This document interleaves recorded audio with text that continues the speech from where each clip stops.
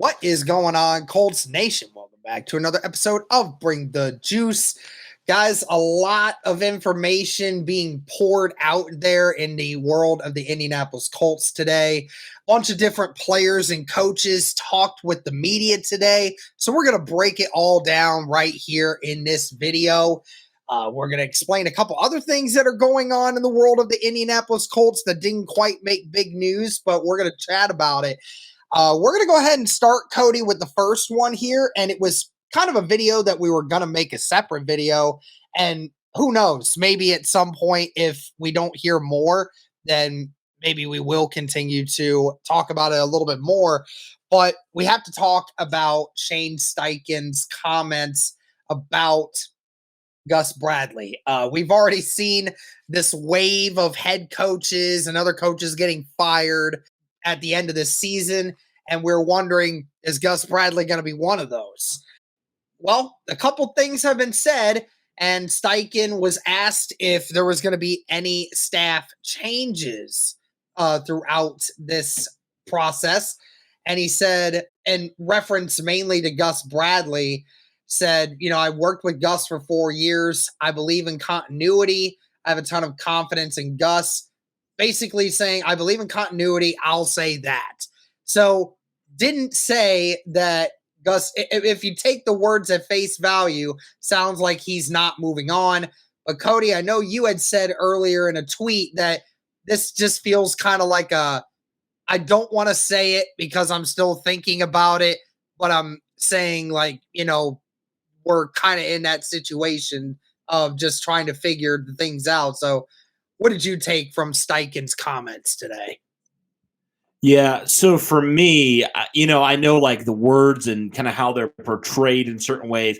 You can take them a couple different ways, but I actually went back and watched Steichen's interview earlier today, and this is kind of what I gathered, Derek. Shane Steichen, I think he's a very black and white guy a lot of times, in terms of what he says, and so we've seen it before where if there's something that is 100% a slam dunk that's going to happen, Shane Steichen, I don't think is going to beat around the bush. He's going to say it as it is. So, for example, with Gus Bradley, he was asked about, do you think you share the same philosophy as Gus? Do you think this is something you want to continue? Because obviously he's not a guy that you brought in. He's a guy that you kept on your staff from previous coaching staff.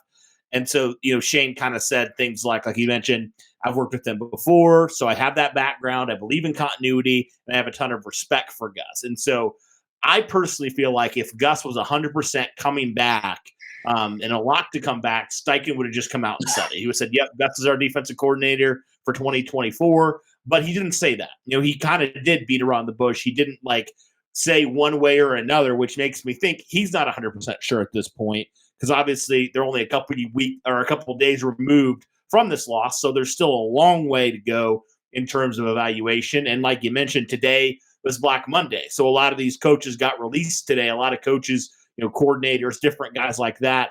And you got to think there's probably a few more coming in the coming days and weeks. So I kind of view it as the Colts aren't set on Gus Bradley being their guy. I think Steichen would be fine with Gus Bradley, but I don't think it's necessarily a situation where he's he's our guy. We're not making any changes because, I think you have to do your due diligence. If there's a coordinator out there, that Shane Steichen believes is more true to his philosophy than Gus Bradley is, more that attacking type of philosophy, I think you have to explore it.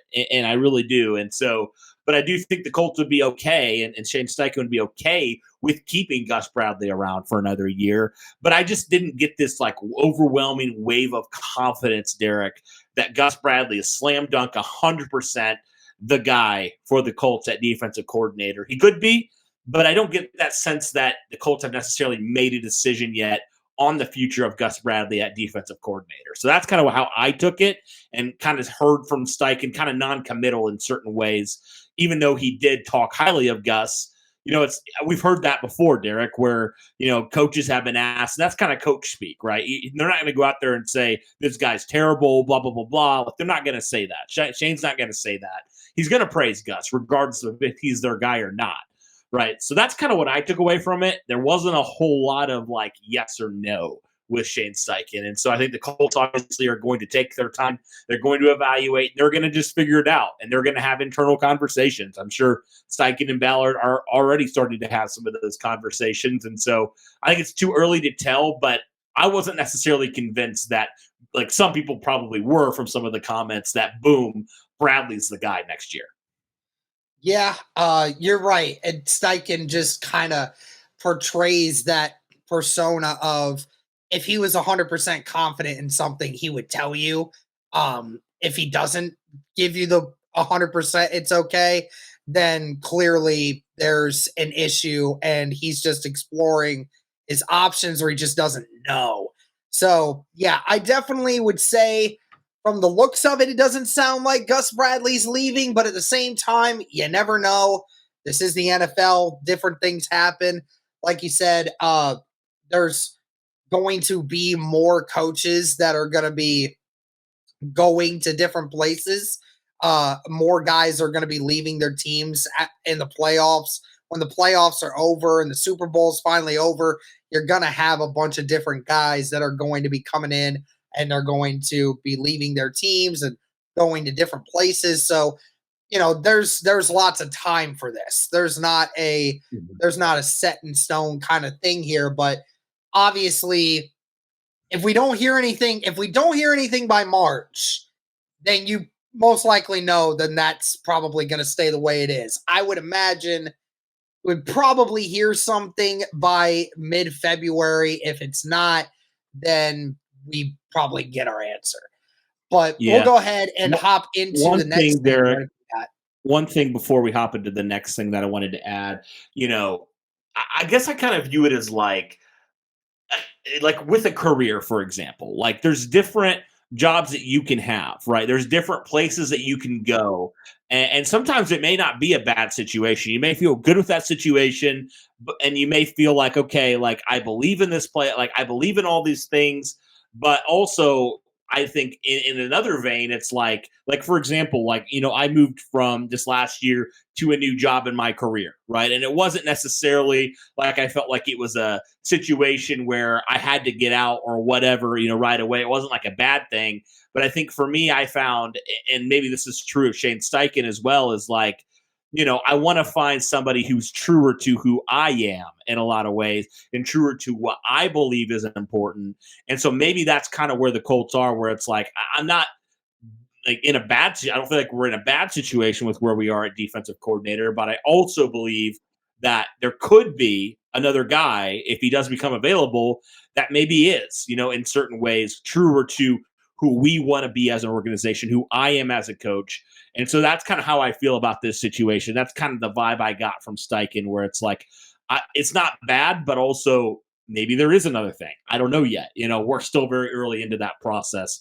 And like you said, it is a process. It's not just going to be like the Colts decide all of a sudden, boom, we're going to move on from him. It might take a little bit of time. And I think that's wise for the Colts to just do their due diligence. And if they determine there's no other coordinator out there they want, then they'll stick with Gus Bradley. But they feel like there's somebody who is more true to who they want to be and more true to who Shane Steichen wants to be, and shares more of that philosophy, if you will, maybe that's when they decide to make the change. So that's kind of a thought I had running in my head, was kind of that sort of, evaluation, if you will.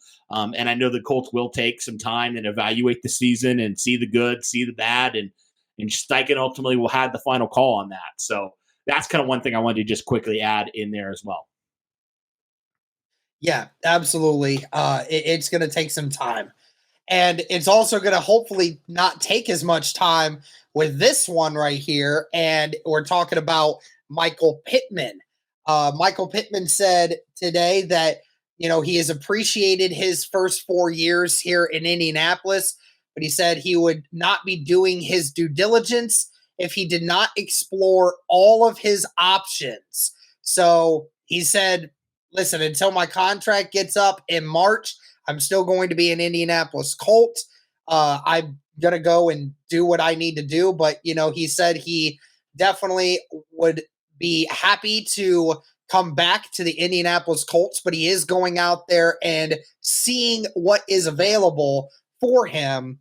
I mean, there's a lot of different things here, Cody. The franchise tag got mentioned, for Michael Pittman.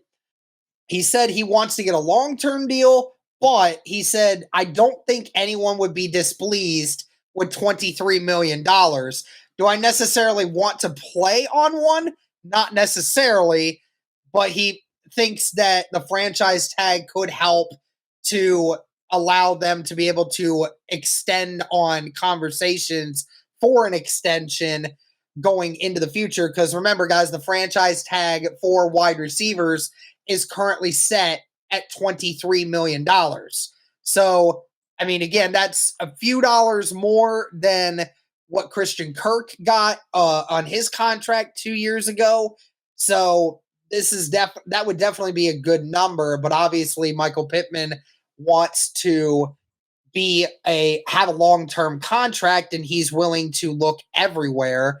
What did you take away from Pittman's comments today, Cody?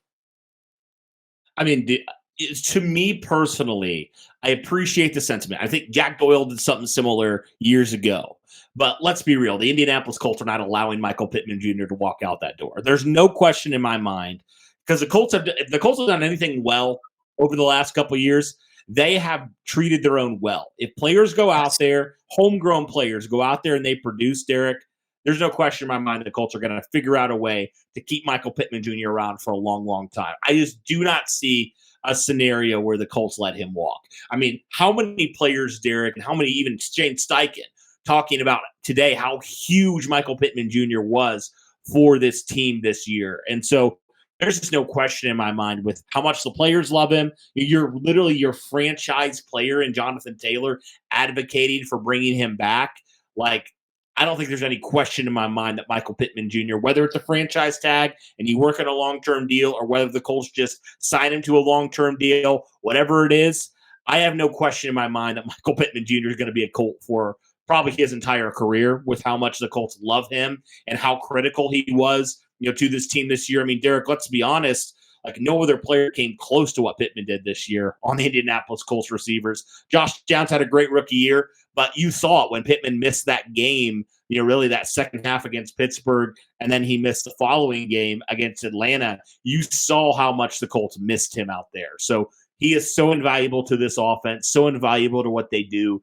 And I have no question in my mind with how much the Colts use him, how he's clearly the number one guy, and there's not really much of a competition in terms of targets, receptions, yards, touchdowns, all that stuff.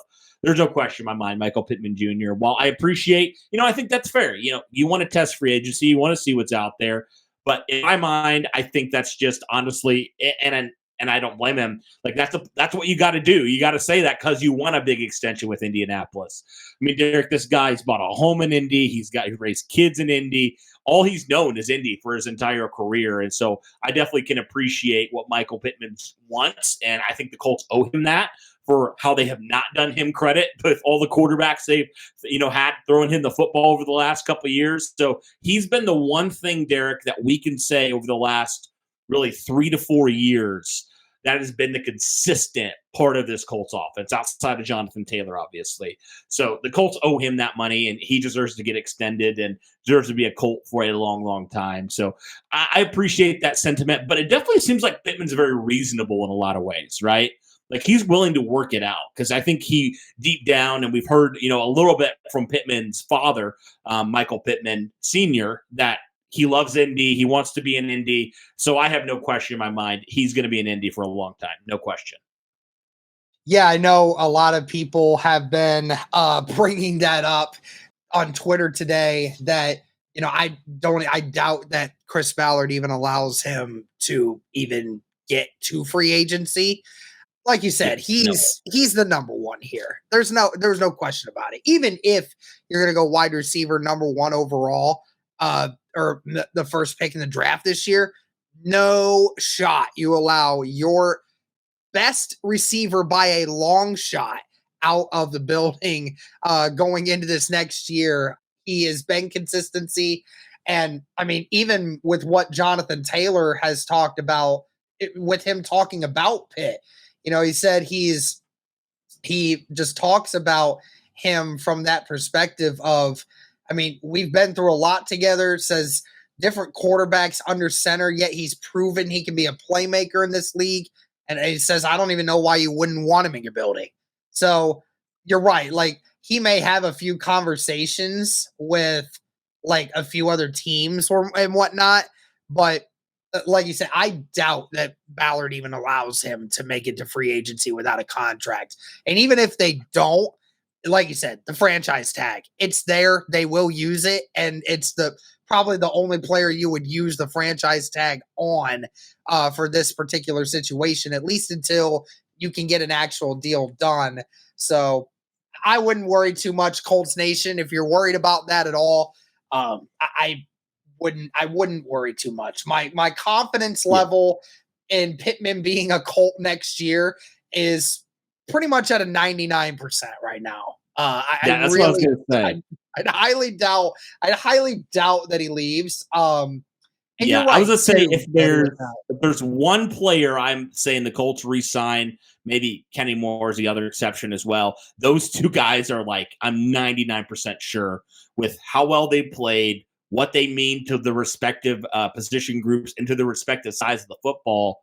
There's no doubt. I mean, can you imagine how pissed the locker room would be if they let Pittman walk over contract? Like, there's no way in my mind they let that happen. No way. Especially considering they just paid Jonathan Taylor for his production. You know, there's no way they pay really their second most consistent guy. And maybe you could argue Pittman's been their most consistent guy. There's no way that you let him go with how much he means to this locker room and to this organization and really to this offense. I mean, there's no question. Yeah, 100%. Couldn't agree more with the Jonathan Taylor stuff there. You know, Jonathan Taylor talking about this team and what he's excited for. Main takeaway from 2023, he said, we've got a really scrappy team. The team is going to fight, scratch, and claw. And we saw that this year, Cody. No doubt about it. This team definitely showed a ton of heart, which I think that a lot of times last year you didn't see that. So it's good to see the change in that. JT also is asked about his eagerness to work with Anthony Richardson, said he's talented and really eager to learn. I mean, and that's been the thing we've been talking about, Cody, with Anthony Richardson, Jonathan Taylor, and, you know, Michael Pittman, those guys back. That could be a really great offense if you have all of those guys together. And, you know, you want to bring Michael Pittman back on a long-term deal because you want to give Michael Pittman that opportunity to hopefully have a quarterback that for years he can actually develop chemistry with, right? Because like you said, the first year he was here, it was with Phillip Rivers, right? In 2021, it was Carson Wentz. 2022, it was Matt Ryan and Sam Ehlinger. And then here in 2023, it was Anthony Richardson and Gardner Minshew. And you hope now, if Anthony Richardson stays healthy, that you actually can get Michael Pittman a number one quarterback that will be there for years to come. And, you know, Jonathan Taylor, or Pittman, I should say, has put up these numbers even with inconsistent quarterback play at so many different times. So no doubt Pittman definitely deserves what he's going to get. I mean, just out of curiosity for you, Cody, I mean, how much money do you actually think he's going to get, you know, from an average annual salary? Yeah, I mean, I have to look at some of the receiver numbers here recently because I honestly haven't done a whole lot of that. Think about it from this perspective, right? The Kirk contract was $21 million, right? Okay. And the franchise tag value is at $23 million. Now, I mean, obviously, receivers' numbers are going higher and higher now. I don't think it's illogical to think that Pittman gets me personally, I think a $24-25 million evaluation number this year is not out of the question. I'd say you give him a 3-year contract with, I'd say you could probably convince him to sign at 23 or 24 million, and then you just front load that contract, and then you increase the guarantee money. Because that's been a lot of Yeah. what Ballard's done recently of, upping the guarantee money and then just, bringing the values down a little bit, which has kind of helped in the regards to that. So I don't know how you feel about that one.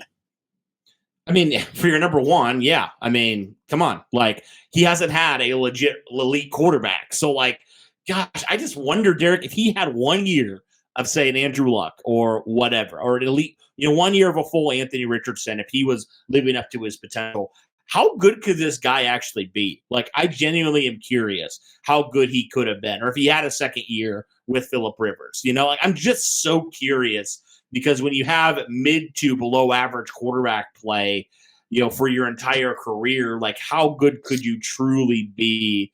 And so I think you take that risk a little bit there. But, Pittman, I think, showed you this year that that risk is worth it. I really do believe that. So I think, yeah, well, a lot of people would say that's a lot of money for a wide receiver. Yeah, it is.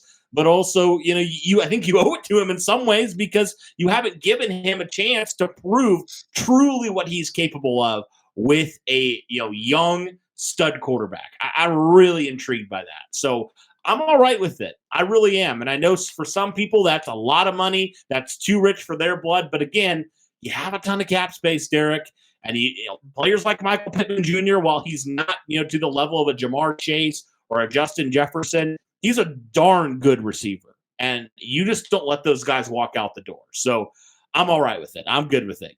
Whatever you got to do, keep him around because he is so valuable to your team. So valuable. Yep, absolutely. Let's go ahead and hop into this next piece of information here. Talking about Ryan Kelly. And listen, it's been no question that over the last basically 2 years, there have been question marks as to whether or not Ryan Kelly wants to, retire basically in the near future. I think that it's mainly just been due to the fact that people have assumed, with what's been going on in his life with him and his wife trying to, have children and where they're at with that. And, the amount of injuries that Ryan Kelly has been piling up. And of course, Ryan Kelly got himself a good payday from his last contract. I guess a lot of people brought that up and thought that it was, something to look for in the future. He was asked about that today, specifically asked Ryan Kelly when he began thinking about his future. Kelly said about what? And they said basically about maybe retiring and said, have I ever mentioned I'm thinking about retiring? And he said, I don't know where that blank comes from. And then basically their reporters saying it's out there and says somebody needs to check their sources. Now, Cody, the last time that somebody in the Indianapolis Colts locker room said check their sources, DeForest Buckner was at the forefront of it, of some guys lying about him wanting out of Indy. So it's sounding like Ryan Kelly was not happy with being asked once again whether or not he's retiring because, we keep speculating, but the one person that has never actually given you a reason to speculate is Ryan Kelly. So yeah, doesn't seem like Ryan Kelly's going anywhere, at least in the near future. No, which is great news. I mean, you texted me this morning and told me that. I was like, are you kidding me? Before I knew what was actually true, I'm like, really? Are we going to have another Anthony Costanzo situation where a player who is one of the top of his positions, is hanging it up early? And I never got that sense from Ryan Kelly, that was even really something on the table. He's a guy that I've never questioned his love for football. He's always seemed like a football guy first. With Costanzo, it was more like I felt like he had other things that he enjoyed, just similar to Andrew Luck in that way. Where you're like, if there's a player on the Colts you're not shocked is, going to hang it up early, it's that guy because he's got a lot of other interest outside of football. But with Ryan Kelly, I never got that sense. I mean, I think the part that would make it kind of believable was, I think, the concussions. I mean, that one is a real thing. Kelly had multiple concussions this year, and you're like, okay, does he look at that and say, that's scary. I want to make sure that I'm good for, my children and my wife and all that stuff. And so, he decides to go about that. But other than that, I mean, he's been through so much, Derek, him and his wife had, um, are people trying to like put some pieces that aren't there together? I don't know. But it's great to see Ryan Kelly clear up any confusion and, seem like he's very motivated to come back and continue to play at the level he's played at. I mean, he was a top 5 center. And Derek, I don't think he was 5. I think he was one of the best centers in the NFL last year. And it's great news because, to have your offensive line intact, you feel really, really good about where that unit's at. And so to really have your leader in the interior saying that's great. That's great that he's clearing up that confusion because that makes you think, okay, he's still very much motivated. He's only 30 years old. So Yeah. He's very motivated. And I know like 30, like you're like, oh, he's getting old. But like I feel like that's pretty young still in the life of an offensive lineman because we've seen guys play in late 30s. Different. Yeah, for offensive line, it's different. 30 for the guys that rely on speed is definitely a much different thing. I mean, you're seeing it nowadays, Cody, where, I mean, talk about like Jason Kelsey, who's 30, he's about to be 36, right? Like, and he's still one of the best centers in football still. And I mean, you talk about these offensive linemen nowadays that are playing to their late 30s. It's not an abnormal thing for these offensive linemen to be able to play into their mid or late 30s anymore. It's just not something like if once you start hitting those early 30s, then I start questioning, maybe it is starting to time to think about that question mark. But until you hit the age of 32 as an offensive lineman, 32 is still young for an offensive lineman in a lot of different perspectives. I mean, the main problem has just been Ryan Kelly's had to deal with a lot of lingering issues with injuries and whatnot. But again, lots of offensive linemen deal with that throughout the time. But I mean, it is crazy, Cody, that Ryan Kelly is the only guy on that offensive lineman that was not part of the Ballard era. He was brought in before the Ballard era. And he's the only guy that's really stuck around for that long time being. So, it's been great to see. It's great to hear Ryan Kelly, kind of share a frustration a little bit there because it's like, I'm sure I remember no shade to Destin whatsoever. I know Destin asked him about that in the offseason too. I think mentioned the idea of that. And, it didn't seem like Ryan Kelly really loved the idea of that being a thing back then. I'm sure he probably still doesn't like it now. So it is nice to see that frustration because you kind of get a better understanding of how he's feeling, basically saying, I'm not planning on going anywhere, at least not right now. Yeah. Yeah. And you'd hope for that response, right? That's the perfect response. You would hope that he would be ticked off by that question, right? You would hope that he would respond the way he would, because that shows I'm not anywhere close to thinking about that. I'm not anywhere close to even contemplating retirement. And so that is great news that Ryan Kelly still very much wants to be, playing at a high level and is very motivated next year to be the starting center and to be what he's been. So, yeah, that definitely makes you feel like, okay, center's not going to be a position that we have to worry about this offseason. That's great news because we've got plenty of other positions we got to worry about, So, but yeah, so I feel good about that with Ryan Kelly. Great to see him clear that up and kind of instill back some confidence in fans and be like, all right, he's good. He feels good. So, absolutely. Let's go ahead, hop into another player here in Kenny Moore. Again, another upcoming free agent that the Colts have to monitor on whether or not they're going to bring back. Kenny Moore, when asked on his desire to be an Indianapolis Colt, he said, I obviously want to be here. This community has meant so much to me as a person, and says Indianapolis has always been a home away from home. So, I mean, no doubt, Cody, that Kenny Moore wants to stay here. And after his resurgence this year, I think that it's safe to say that outside of Pittman, I think Kenny Moore might be the second most important player for you to try and bring back here. Yeah, you could make an argument he is the most important player to bring back here, just simply because you look at your cornerback room, Derek. You had 2 rookies starting on the outside. You have had a ton from last offseason to this offseason. Just look at how many players who were key parts in your cornerback room that going into this offseason, they're not even a part of your cornerback room anymore. I mean, Stephon Gilmore, not on the team anymore. Isaiah Rodgers, not on the team anymore. Obviously, we know Brandon Faison, not on the team anymore. So, 3 of your top guys last year, and obviously with Kenny Moore being one of those guys as well, that aren't on your team anymore. So you had to go young. You had to rely on Juju Brents. You had to rely on Jalen Jones. You had to rely on guys like Darrell Baker and Tony Brown for stretches. So, you had a ton of movement.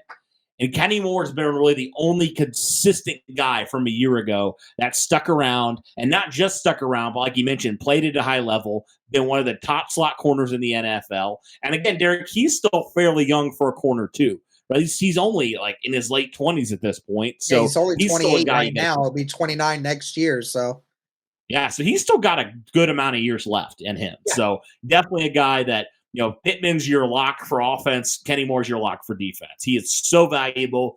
And I know Zaire Franklin, who is your captain on that defense, was adamant that Kenny Moore needs to be back next year. And Derek, it's interesting because we're seeing some of the star players advocating for other star players to come back. So I think that's great. I love that. I love seeing guys sticking up for their own guys. I love that. Yep, absolutely. And you mentioned that with guys sticking up for other guys, and Zaire Franklin basically backed that up and said, he mentioned it with how I don't really see how this defense goes without Kenny Moore. And I mean, that's the point, Cody, is we kind of talk about it here with, especially with Gus Bradley's defense, it requires having elite players in order to make the system work the way that it wants to. And Kenny Moore has been that elite company. He's been one of the few elite company players that have been able to be a part of 2 different zone schemes and, work within that to make it just his own. And even this year, I mean, from all intents and purposes, back to being one of the best slot corners in all of football this year. So no doubt that the players want him back and everybody else wants him back. The fans want him back. And, I know that they had an issue with the contract thing last offseason, but, we're back into this sort of category here.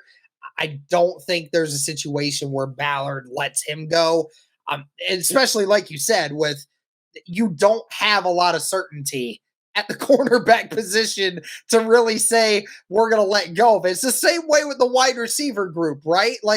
You can't allow these guys to leave because you don't have a bona fide backup to that. You don't have an answer behind it. So you have to keep the really good ones still there while you try to figure it out. So no doubt that I think he's going to be sticking around.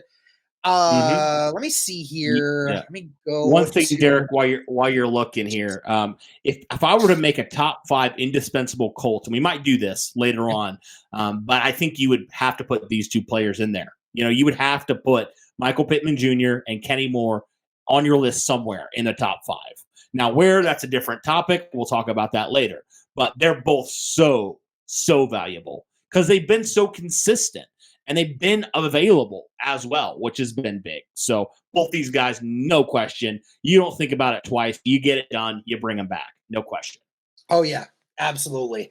All right, so let's kind of hop into some other things here. Just real quickly, Colts signed 9 players to reserve/future contracts. Austin Ajak, Liam Anderson, Tyree Cleveland, Marcel Dabo, Ethan Fernea, Arlington Hambright, Jordan Murray, Xavier Scott, and Eric Tomlinson. And then they signed 4 players to 1-year contract extensions.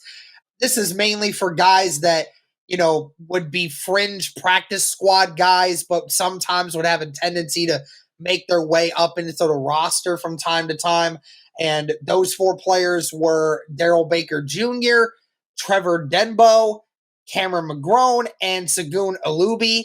So that's good to see Alubi in there because Alubi was about to be a free agent as well. So it was good to see him be able to get a 1-year contract extension for a bare minimum there as well. That helps save money. And the only player that was waived was Tony Brown. As we had said earlier before, guys, remember we heard about the suspension and, they had talked about the incident that had happened, whatever incident that was, where McKenzie and him were both suspended. And now, to be clear with the McKenzie thing, Cody, is quite interesting. McKenzie is contractually still on the Indianapolis Colts. Now, his contract expires, obviously, in March, where he will become an unrestricted free agent. Don't see any situation where Indianapolis comes and begs him to come back. So I don't see that happening. Now we move to another spot here. Talk about Ed Dodds real quick. Ed Dodds has been asked to be interviewed for the Raiders job. No doubt that it will be the first of many that he's going to get this year. What do you say, Cody? Are you afraid of Ed Dodds taking a job this year? I feel like we have this conversation every single year. So yeah. Ed Dodds always gets asked to get interviewed. Maybe he has a few he takes, but he just he's going to take a special thing, I think, for Ed Dodds to leave, to be honest with you. And I don't think he's going to. I just don't have this feeling in this sense that Ed Dodds is going to do it unless, they roll out the red carpet essentially for him. But for me, I just don't. I think it's going to take a special place, special organization to get Ed Dodds out of Indianapolis. And I just don't see the Raiders being it, to be completely honest with you. But I could be wrong. And then as far as the last thing here to really talk about on today, and it's crazy we've been going 40 minutes on this already, Jelani Woods, the last thing we can talk about here. Remember, guys, Jelani Woods was placed on the IR at the beginning of the season and never came off of it. He had numerous hamstring issues. So he had the hamstring issue. He was asked about it and said, I was planning on returning. Actually, was planning on returning for the Germany game against New England, Cody. So he actually was planning on returning midway through the season. But then when he was still going through his rehab, he basically then aggravated the other hamstring and it continued to set him back. And it was just an injury-ridden season for Jelani Woods, Cody.